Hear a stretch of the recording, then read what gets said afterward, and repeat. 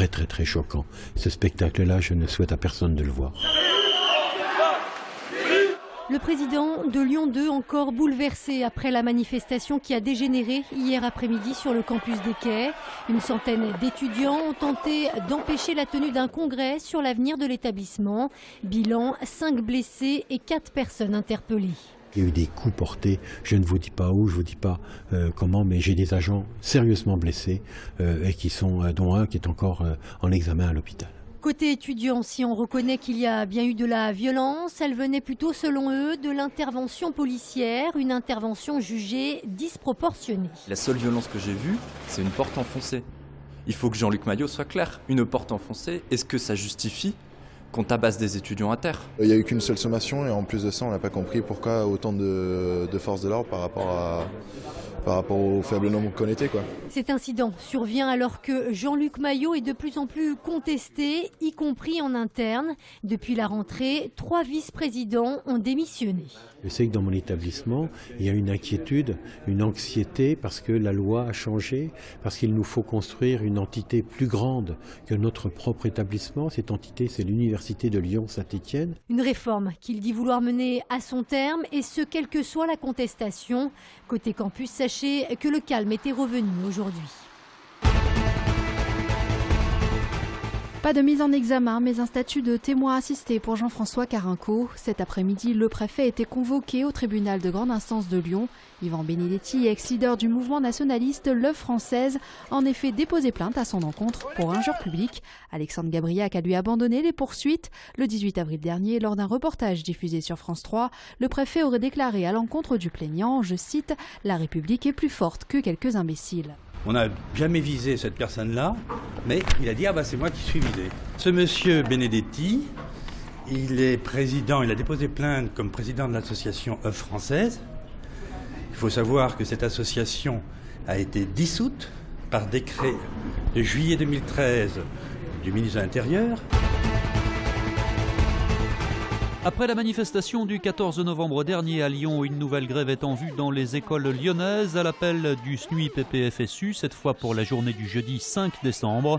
Le principal syndicat du premier degré réclame toujours la suspension de la réforme sur les rythmes scolaires pour la rentrée 2014. C'est un poisson-oiseau. Je suis partie de mon dessin, je ne suis pas du tout bonne, très mauvaise en dessin, ça donne ça. On part avec cette idée que chacun peut avoir un bonheur à participer au processus créatif et à suivre le projet du début jusqu'à la fin. Ils sont 75 volontaires lyonnais à préparer les marionnettes géantes et les masques pour la grande parade de la Fête des Lumières. Cette année, c'est le Mexique qui a été retenu comme thème. Moi je suis mexicaine et j'ai appris que les défilés cette année pour la Fête des Lumières seraient inspirés d'un art populaire qui s'appelle alebrijes. C'est-à-dire les alebrijes, c'est des créatures chimériques qui donc sont très décorées, extrêmement colorées, extrêmement voilà, avec des motifs très divers, à des échelles différentes. Donc ça c'est un travail très intéressant en peinture. Mais il n'y a pas que le travail de peinture, les marionnettes géantes font appel à de multiples talents. C'est de la corde à piano, donc c'est un genre de fil de fer voilà, qui se travaille à la brasure. La parade mexicaine sera à découvrir dans les rues de Lyon pour la Fête des Lumières du 6 au 9 décembre.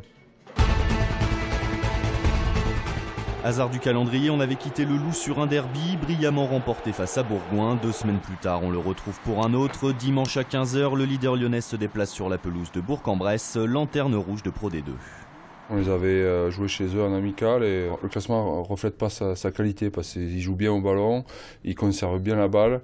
Ils ont perdu 2-3 fois d'1 ou 2 points, ils ont fait un match nul chez eux, donc c'est une équipe qui est très accrocheuse. Cela n'aura échappé à personne. Depuis le début de la semaine, le froid et la neige ont fait leur apparition, ce qui contraint les Lyonnais à s'entraîner sur un terrain de football en synthétique à côté du Matmut Stadium.